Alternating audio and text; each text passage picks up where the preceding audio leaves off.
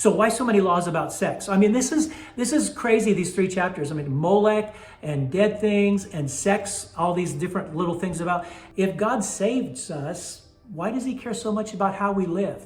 Leviticus 20 through 22 answers the modern Christian question that we often avoid. I mean, think about it for just a moment. So we get into these chapters in Leviticus, and it talks about how holiness touches every part of our lives. Worship, sexuality, family, leadership, and even death, as we're going to see.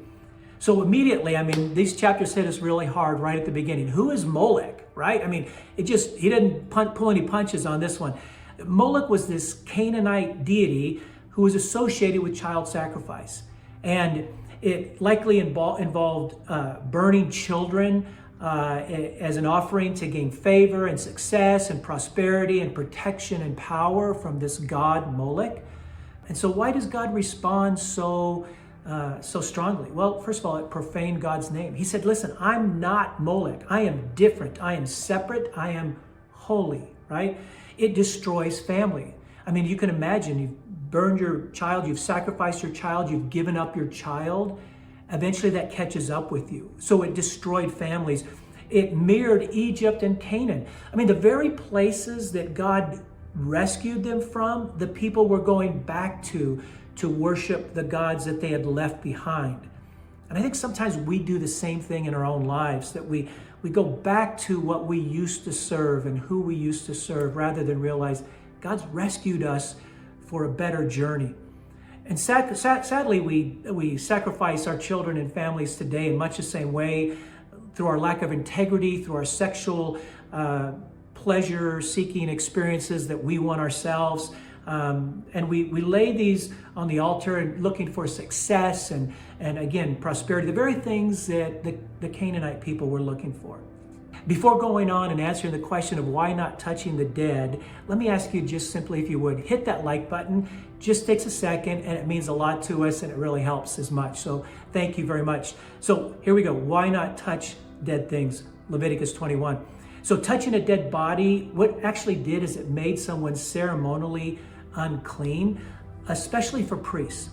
And this is not because death in and of itself is sinful, but because death represented the consequences of sin. Remember back in Genesis 3, we talked about it in our Genesis series, where when Adam and Eve sinned, God took them out of the garden because he said, we can't have them eat from the tree of life and live with sin forever.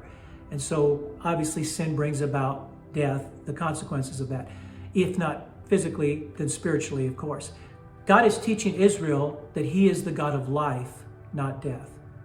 See, God had visible reminders that he is holy and life-giving. And so he said, hey, do everything you can to stay away from dead things because I'm all about life. It was a separation. Everything about this Old Testament stuff that we read was about God is holy, he is separate from other gods, and he wants us to be separate from the very things that these other gods bring and try to bring into people's lives.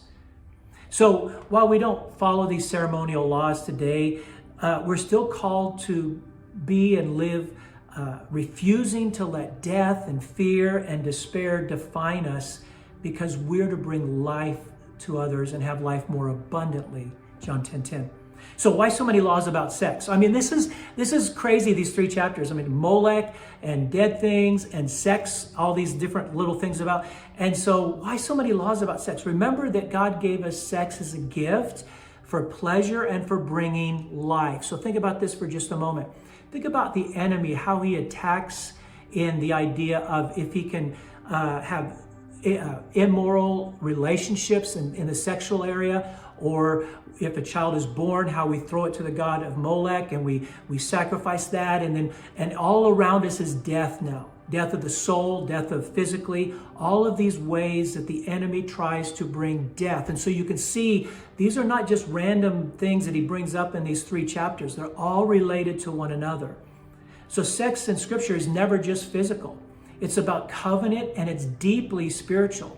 This is why he talks about it so much, because sex creates bonds. Genesis 2, the two shall become one flesh, right? It reflects covenant and faithfulness, and the misuse of sex fractures families and futures.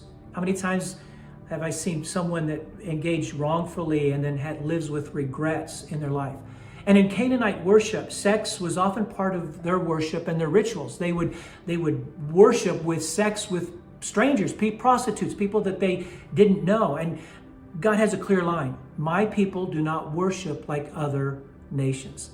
God says, I am the Lord. And what is he saying there? He's saying that Israel, that the obedience flows from identity, not control. God's not trying to control us. He's saying your identity is separate from the other nations. Live that way. So let me give you some patterns from these 3 chapters. First of all, separation. We're going to hear this a lot. Be holy, for I am holy, right? Identity before behavior. God reminds us who they are before he asks them how to live. Redemption. Our ability to achieve holiness apart from grace, we can't do it. But it sets the stage for the gospel, for what Jesus did and does for us today. And God's holiness is relational. It's about relationship. It's not about control. It's about God wanting to dwell amongst his people. So let me wrap it up by saying this. Holiness is still the goal. It's still about separation from other things that are not from God and about who God is. And remember this, that what we worship, we serve, and what we serve, we eventually sacrifice to. We don't obey things to earn salvation, but because we're saved, we obey. And God cares about our private and our public witness. Faith was never meant to be just internal, but it's to be visible. Hey, thanks for joining us. Catch out yesterday's video if you haven't seen it. It's a good one. And if you've been watching for a while, maybe you've watched several of our videos but haven't yet subscribed, can I encourage you to do so? Again, that helps us out a lot, and we'd love you to join us on the journey here as we travel through Scripture together. Thanks again for watching.